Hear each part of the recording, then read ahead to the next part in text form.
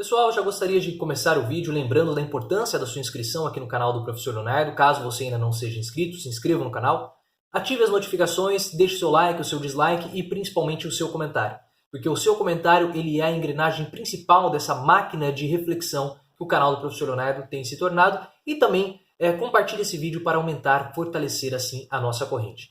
Eu gostaria de comentar um pouco sobre a entrevista que foi concedida pelo Paulo Guedes, o ministro da Economia, com exclusividade para a Rádio Jovem Pan. Vou deixar o link aqui na descrição, é uma entrevista longa, de praticamente 1 hora de duração, mas você precisa ver essa entrevista porque nela, basicamente, o Paulo Guedes admite que o governo já não tem mais planos, não sabe o que fazer com a reforma tributária, ela que, como estava proposta pelo governo, se auto-implodiu, isso nas palavras do próprio Paulo Guedes. E ela praticamente se auto-implodiu porque foi totalmente descartado a criação da nova CPMF, como ficou conhecido esse imposto, nova CPMF, entre aspas, porque não é, de fato, uma CPMF, mas é muito parecido. E por que ela era tão essencial? Porque com a reforma tributária, o governo iria desonerar algumas empresas, e assim, com empresas desoneradas na sua folha de pagamentos, a arrecadação do governo iria reduzir, e assim as receitas do governo também seriam reduzidas. Mas como os gastos públicos eles permanecem os mesmos, seria necessário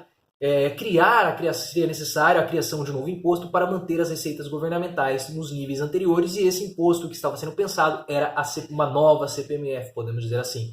Isso pegou muito mal na nossa sociedade, o Brasil reprovou essa ação do Paulo Guedes, e aí praticamente esse que era conhecido como o terceiro pilar da reforma tributária foi praticamente descartado, e assim não há mais planos para a reforma tributária. O governo está completamente perdido. Nós já víamos falando desde a semana passada a respeito dessa ressaca do pós-reforma da Previdência. Agora iria entrar a reforma tributária, mas com a saída da nova CPMF, o governo já não sabe mais o que fazer. Fica soltando algumas ideias aqui, uns devaneios ali, mas de concreto o governo não tem absolutamente nada para apresentar.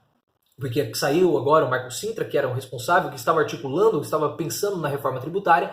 Agora, com a saída dele e com a retirada da nova CPMF, novos cálculos serão necessários e nós já estamos agora praticamente no mês de outubro. Então temos mais 2 meses e nós já estamos chegando praticamente em dezembro, então o ano já está praticamente acabando para se apresentar uma nova e se votar uma nova reforma tributária. E nós temos que lembrar que o ano que vem é ano de eleição, 2020, ano das eleições municipais. Muitos políticos não vão querer tocar num assunto tão espinhoso que acaba afetando assim os mais pobres, como é a reforma tributária em um ano eleitoral. Então, praticamente, o governo Bolsonaro já não tem mais o que fazer a respeito da reforma tributária. Deveria ser votada esse ano. Não foi, o governo perdeu essa oportunidade e agora a situação vai ficar muito mais complicada. E é interessante porque nós já estávamos falando sobre isso e algumas pessoas, como o próprio Eduardo Moreira, que deve ter alguma ligação com os bastidores do governo, bastidores políticos, disse que possivelmente Paulo Guedes não chega até o final do governo. Eu fiz alguns vídeos falando sobre isso, inclusive sobre esse vídeo do Eduardo Moreira, eu vou deixar os links aqui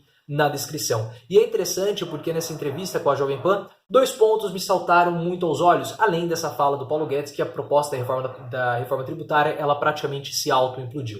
A primeira delas é que o Paulo Guedes ele quer criar uma narrativa do seguinte: olha, se você está querendo proteger os pobres, se você está querendo defender os pobres da reforma da Previdência ou da reforma tributária, significa que você tem interesses, que você é uma pessoa que está querendo manter os seus próprios privilégios. Então, se você é uma pessoa que está defendendo os mais pobres, ou seja, atrapalhando, entre aspas, o andamento das reformas que estão sendo propostas pelo governo, você, na verdade, está usando os pobres como escudo, porque você tem seus próprios interesses particulares, né? Você tem aí os seus próprios benefícios que você quer manter. E é claro que isso é um comentário muito, não vou dizer, é um comentário muito malicioso do Paulo Guedes ao dizer isso, que as pessoas que estão querendo defender os mais pobres, que estão criticando as reformas propostas pelo governo porque elas justamente prejudicam os mais pobres, na verdade é porque elas têm seus próprios interesses. Então é muita malícia do Paulo Guedes falar isso. E outro ponto que eu gostaria de comentar aqui é que o Paulo Guedes, de fato, ele acredita que a retomada econômica vai vir